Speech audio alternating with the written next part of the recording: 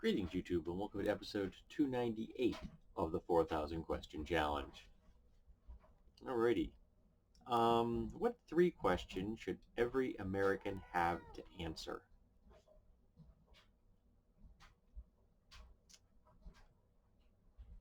Have you read the Constitution and Bill of Rights? The answer is no, they should be required to read the Constitution and the Bill of Rights. Answer two.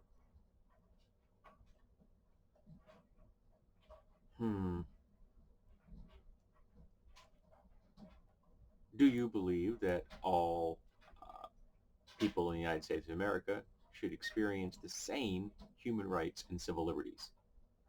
And if they say no, they also need to be re-educated.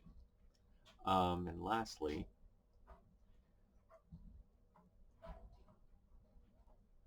do you believe in a secular, evidence-based government?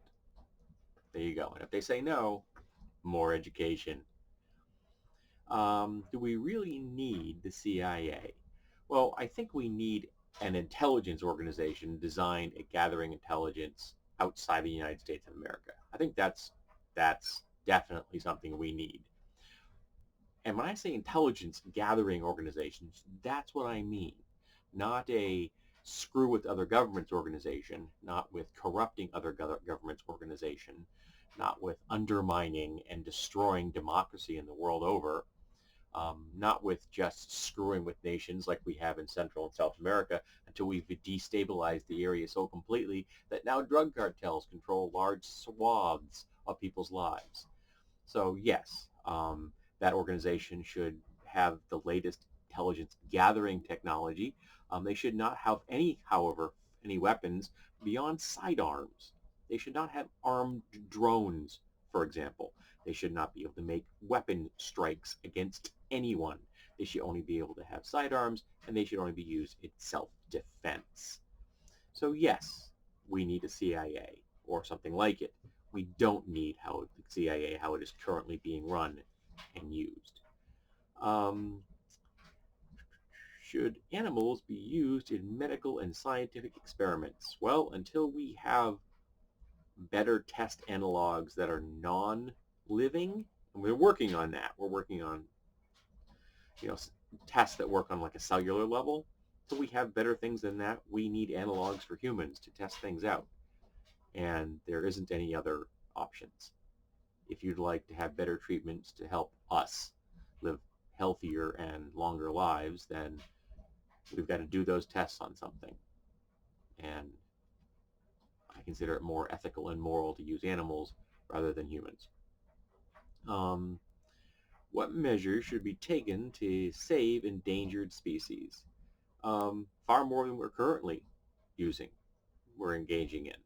We should be doing everything we can so long as we are not going to put human lives at risk, including keeping, for example, Central and South American peoples from destroying huge swaths of rainforest.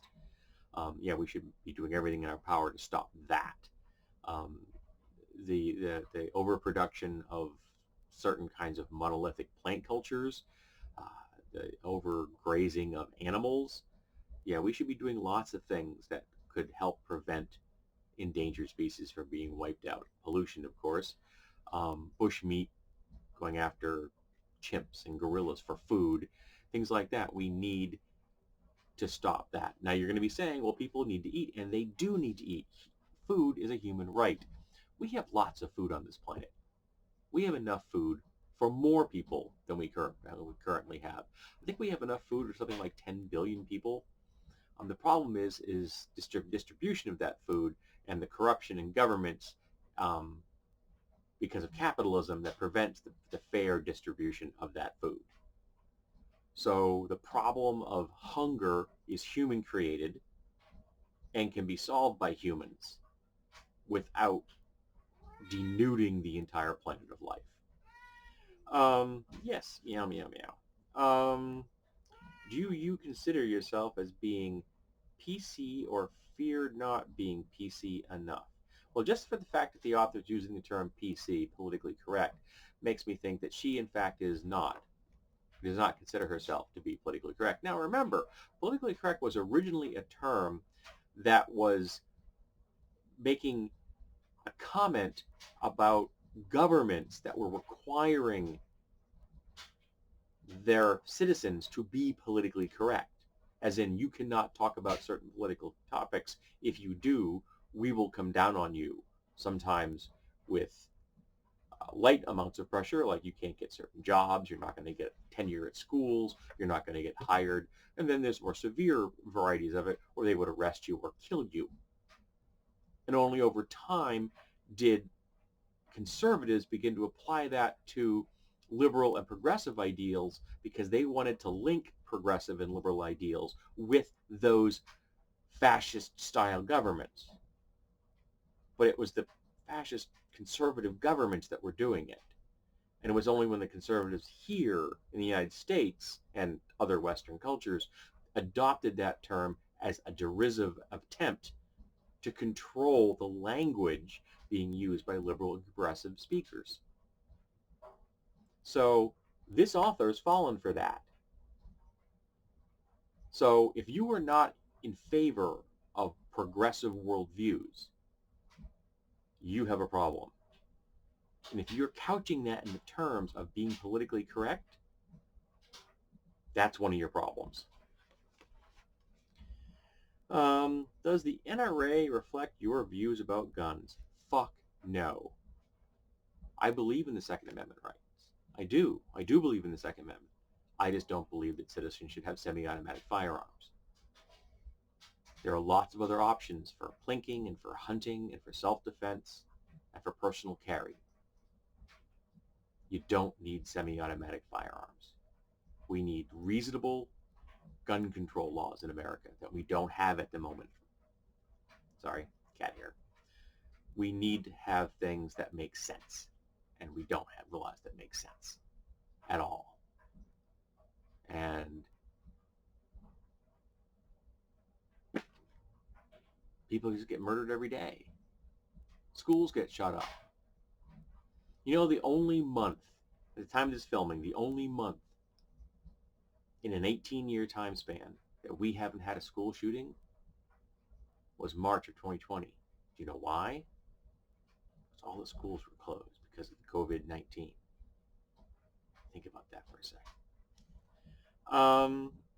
Have you ever taken part in the Gallup or Roper poll or other public opinion surveys? I've done lots of political surveys done by different campaigns over the years. Lots of them. I lost count of how many I've answered. So, and I think I might have done an actual Gallup once. I'm not positive. To reduce crime will help to have more police. No. If you'd like to reduce crime, reduce the sources of crime. Get rid of economic inequality. Get rid of institutionalized racism. Get rid of discrimination. Get rid of the war on drugs.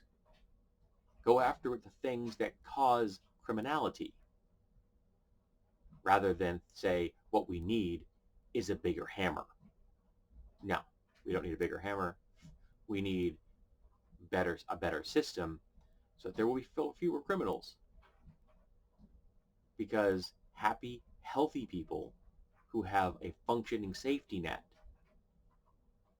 and know that from cradle to grave they're never going to have to worry about being homeless or hungry or uneducated or without health care are going to be far less criminal.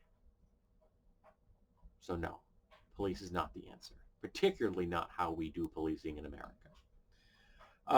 Should taxpayers support professional sports teams with new stadiums and tax breaks? Fuck no. The NFL shouldn't be considered a non-profit organization, which is what it is. Sorry, more cat hair. There shouldn't be a single penny of tax dollars that go towards sports teams. If sports teams would like to build their own stadiums, let them. Cities should not build them for them at all. Nope. It's dumb. It's bread and circuses, and we don't need it. And lastly for this episode, genetic engineering, benefit or unnatural and potentially harmful. I'm a full believer in genetic engineering. I believe that we should be doing as much as we possibly can to help benefit humanity, including transhumanism, allowing people to modify their own gene lines. The only thing you own is you.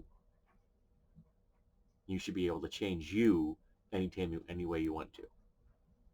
So I get no problem with GMOs. Not at all. And I have yet to see any research that GMOs are a danger, because the research isn't allowed to be done that would show those dangers. Bit of an irony there, huh? But no, I have not seen any research that shows me that GMOs are dangerous. Now, the patenting of life forms, that's a different issue, and I take umbrage at that. But the whole idea of genetically modifying organisms, I got no problem with it. So, thank you for being here for episode 298 of the 4,000 question challenge. I hope that you will be here for episode 299.